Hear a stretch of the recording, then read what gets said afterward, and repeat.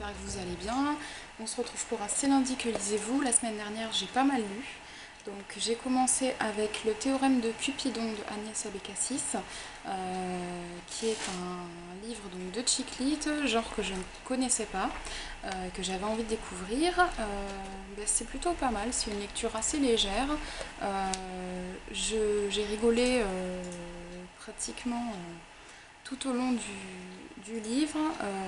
Ce qui est très drôle, c'est que quand je lis dans le métro, j'étais pratiquement la seule à sourire. Ça, c'est une petite anecdote assez marrante. L'écriture d'Agnès Abécassis est très drôle, il y a beaucoup de jeux de mots, c'est très très frais et c'est une lecture très distrayante qui m'a fait beaucoup de bien.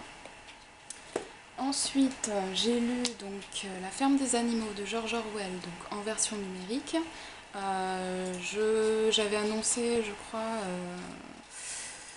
dans ma précédente vidéo que j'avais très envie de lire ce petit roman parce que Hajar m'en avait donné l'envie. Effectivement, c'est un très très bon livre qui met en scène donc, des animaux dans une ferme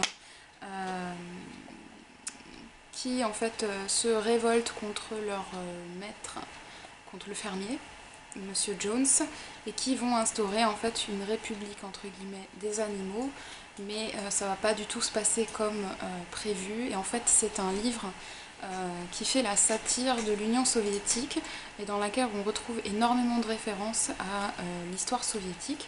Je pense que je vous en parlerai de manière plus détaillée dans une vidéo à part que je consacrerai uniquement à ce livre. Mais en tout cas, c'est une excellente lecture et je crois que ça vaut vraiment le coup de le lire. Ensuite, j'ai enchaîné avec Barbiturique donc de Jonathan Ferrin aux éditions Publibook. C'est une nouvelle donc, qui m'a été envoyée par les éditions Publibook dans le cadre de l'opération des agents littéraires. C'est plutôt pas mal, c'est une nouvelle très originale, alors c'est très court, ça fait 40 pages donc ça vous fait une demi-heure de lecture. C'est plutôt intéressant, c'est très original. C'est l'histoire de Barbie en fait qui vit dans le Barbieland et qui en a marre de sa vie pourrie, qui en a marre de se faire manipuler par une petite fille et d'être prise pour une blonde sans cervelle.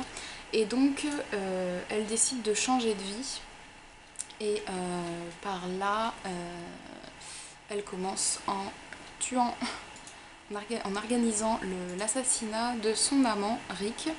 Et donc elle va plaquer Ken, etc. C'est pas du tout drôle comme je m'y attendais, mais c'est plutôt original. Le style est assez sympathique avec beaucoup de jeux de mots qui m'ont beaucoup plu. Il y a un petit côté dénonciation de la société de consommation.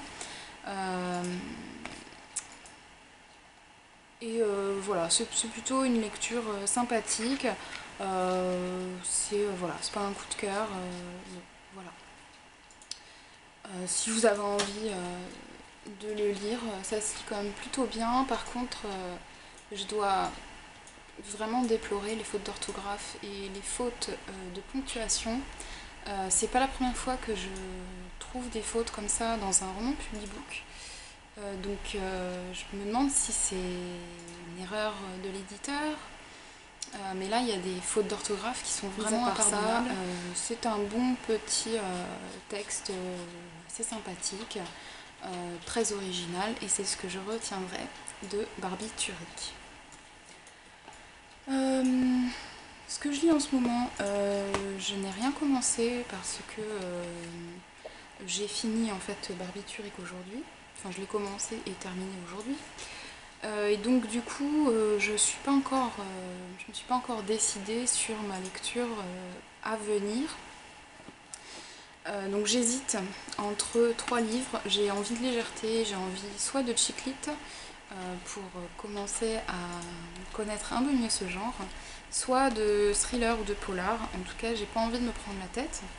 Donc j'hésite entre l'épisode 4 de Sérum. Là, je sais que c'est une valeur sûre et j'ai vraiment envie de m'y mettre. L'épisode 5 sort le 24 octobre, donc je me dis que ce sera pas trop long l'attente pour lire la suite.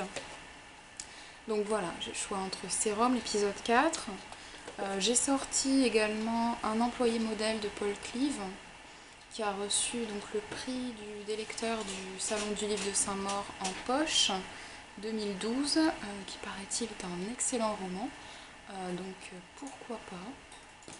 Et puis pour la chiclite, j'ai sorti Samantha Bon à rien faire de Sophie Kinsella.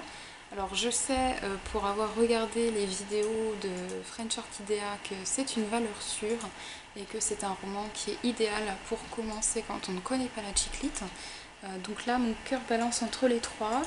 Il va falloir que je me décide assez rapidement pour savoir lequel je commence. Mais j'aurai probablement pas le temps de lire les trois d'affilée puisque j'attends en fait de recevoir une place à prendre de J.K. Rowling que je devrais pas tarder à recevoir dans le cadre des matchs littéraires, les matchs de la rentrée littéraire de Price Minister. Donc voilà, je vais faire mon choix et puis je vous dirai ce qu'il en est lundi prochain. Voilà, écoutez, j'espère que vous avez passé une bonne semaine avec de bonnes lectures. Quant à moi, je vous dis à très bientôt dans une prochaine vidéo. Ciao!